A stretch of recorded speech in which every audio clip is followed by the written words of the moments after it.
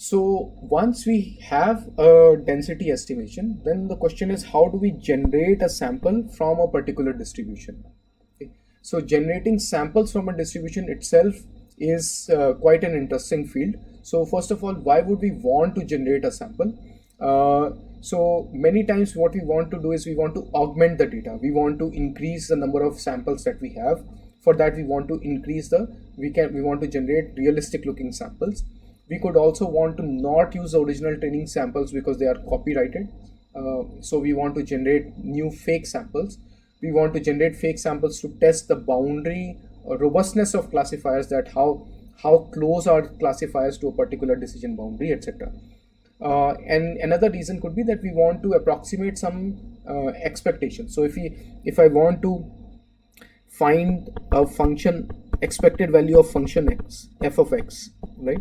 So the actual formula for this is that I will integrate from minus infinity to infinity, okay? Or let's say x is even multivariate, so it will be like multiple integrals. What I want to do is I want to estimate fx px dx, okay? So I will integrate this over px and dx. Now the problem is that this integration is quite costly for several types of distributions. Either it is costly or the underlying distribution may not be known. Okay, so let's take the example of when the distribution is known but the integration is not analytically doable. In that case, what we will do, or let's say if f of x itself is only at some point estimates, then we can approximate this as a sum. Okay, and that sum, as you can rightly guess, is going to be over 1 over n. And basically what we want to do is we want to do f of x and yeah, so basically we can take the sum and then we can take the probability of x in that case, or sorry, simply the average of f of x. So here the assumption is that the x is generated where x is sampled from p of x, is sampled from p of x. So what does that mean? What that means is that that if x, so let's take a value x star, right, or x, so let's draw this out. So let's say this is p of x. If I draw x from p of x, I will get a lot of samples that will be closer to the mode, and then I will get fewer samples where the likelihood is less. Okay.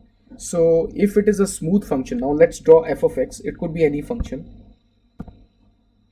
It could be any function, right? So if I take more and more samples from here of f of x, and these need not be like on the same scale even, and fewer samples from here, then in some sense I have taken a weight. So what is the likelihood of a sample appearing here? That is, the weight is going to be proportional to p of x.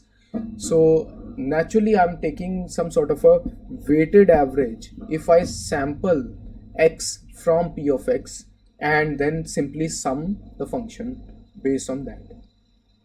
So that's how I can approximate the function, the integral of that function or the expectation of that function using a Monte Carlo simulation, basically by generating samples from x. Where is this useful? Many times we want to take, for example, mutual information of two variables and so forth, where we want to find the expectation of the two variables appearing together and so forth. So how do we generate this sample?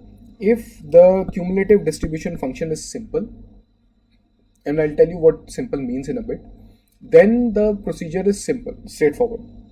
We generate a pseudo random number from a uniform distribution, from standard uniform distribution u of x, and then we transform the uniform distribution to the cumulative distribution function of the target distribution. So let's say we want to generate a function, so let's call it p instead of f, let's call it p, capital P, and this is capital P. So what is capital P? Capital P is nothing but this is the integral of the small p from minus infinity to x. So that is capital x. So this is the cumulative distribution function. So if we can take the inverse of the cumulative distribution function p,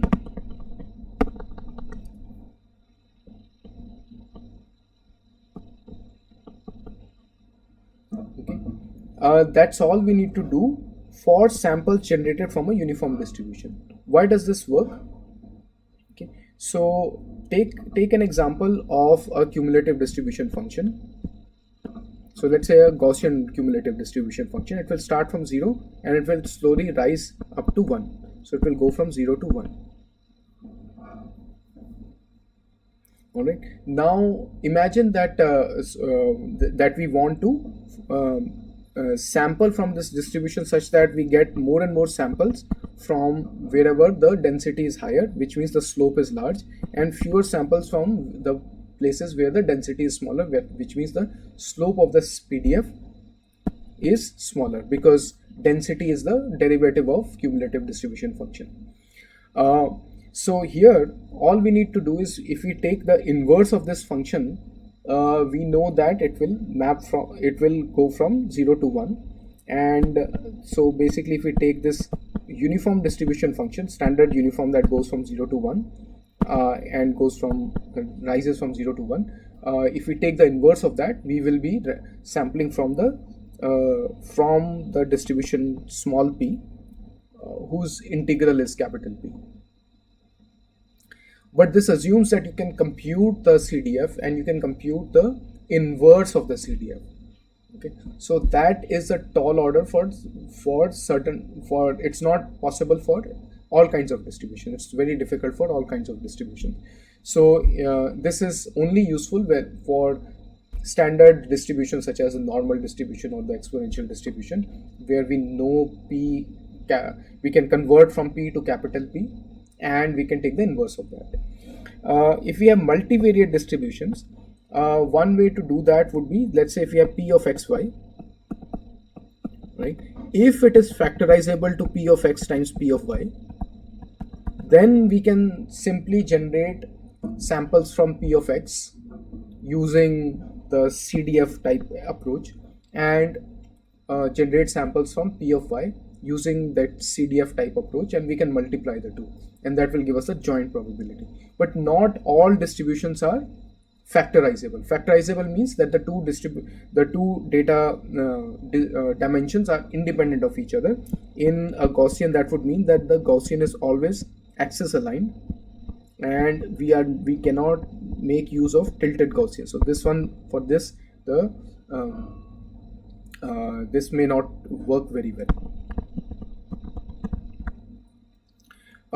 So basically in such cases we can sample from a proposal distribution and filter, and that's what we'll look at for the next few minutes.